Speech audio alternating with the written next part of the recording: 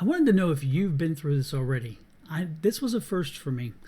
I go through life, we all go through life, and we just kind of on a glide. We're gliding through life, and everything seems to be on autopilot. We do have some direction from time to time, and we're kind of navigating between the buoys, shall we say, to use a nautical term. But reality is most of the time, we're living on emotion, we're living on reaction, we're living on, internal compasses that helped us walk through life. And so I was asked a question, and this is the thing, is I was asked a question that just put the brakes. It just put the brakes on me. I'm like, whoa.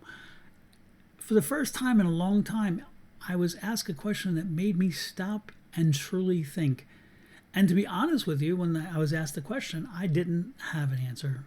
I just didn't have an answer. And that never happens. If you know me, that doesn't happen because I always have an answer or something. But the question was so profound. And I was actually very shocked to receive the question and very happy to receive the question because I thought it was something that was needed, and so therefore it was delivered to me at a time when I needed it most. Again, it was not the most comfortable situation because, again, usually I have the answers to questions. But in this specific situation, it was an interview for my book. It was an interview about my book and about me and how I came to write the book and so forth. And as you know, it's about affirmations and so forth. So the person who was asking the questions wanted to know what were my compasses, what were my boundaries, what were the things that kept me between the rails, as I moved down through life, and some key principles.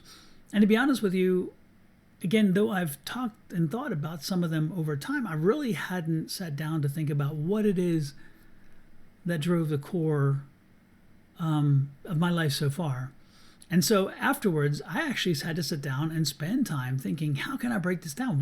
What are some principles? And the four core principles really popped out to me over time. And again, I had to really work to kind of define them because, things fall in many different categories, but four tended to pop out. And first and foremost, positive mindset. Key to a lot of things, positive mindset.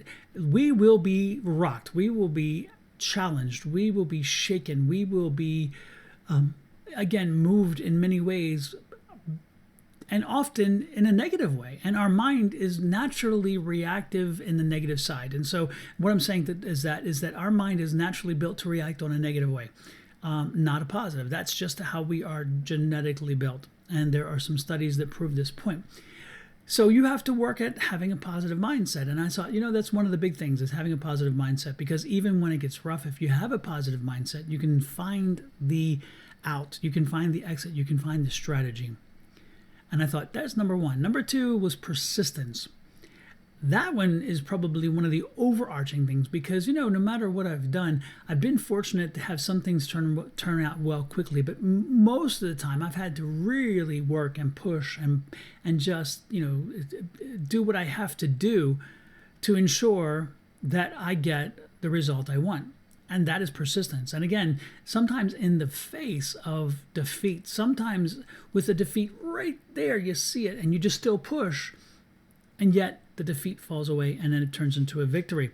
So the second thing was persistence. And I can tell you, without the persistence, I would have so many more failures in my life than I have had. And I am blessed with that. The third thing that came to me was personal agency. And this term may sound nebulous to folks, but personal agency is super important. And why do I say that? It's because you have to own you. You have to own your power. You have to understand who you are first and foremost. Then you have to make sure that other people understand that too. And you have to put your boundaries on that too. You have to make sure that when you are speaking with people, when people are communicating with you, when you are being addressed or introduced or something like that you have personal agency and that you ensure that you set the tempo right in the beginning that, hey, I am me, I'm a wholly formed individual, and I own me and I am proud of me. And by having that personal agency, by owning that personal agency, you make the person whom you come in contact with instantly aware of who you are, and more importantly, that you deserve respect and appreciation. So personal agency was number 3. And then the fourth one that came in my mind was a lifetime of learning, a lifelong venture in learning. And I really mean that sincerely. As most of you know, I've had many careers over my life, and I have done many different things. I've started different companies. I've bought some, I sold some. I've also created some things that were not company specific, but were me specific, and things like this in the metaphysical field, as well as just in coaching and those kind of things. And with each of those things, I've walked away with a different lesson, a new lesson, something else I needed to learn. And so throughout life, no matter when something is thrown at me, I tend to turn it into a life lesson. I make sure that I'm learning from it, I'm growing from it, and I'm understanding why it happened to me, if it was a bad thing or a good thing. What could I have done better in this situation? What could I have done worse in this situation? How could I parlay, when it's happening, how can I parlay it into something else? How can I use it to take me to another step? More importantly, how can I then turn around and share this with people and give to the people and help my community come along? Because I've always felt that it's my obligation to bring a community along with me, to bring people along, to make sure that we all rise. Okay, I love rising, but I want us all to rise. And so the one thing that I have always loved in the fact is that every experience, that lifelong learning comes through. If I find benefit in it, if I can put it into words, if I can put it into something where I can share it out there and help other people, and then we again all rise from that, then I have done what I believe I needed to do. So those are my core principles, and it was interesting. The core things that drive me. Think about it in your life. Think about that. If I ever ask you that question, you may have 4 different ones, but if I ask you a specific question and I say, hey, let me go over these 4 with you, how do they fit in your life?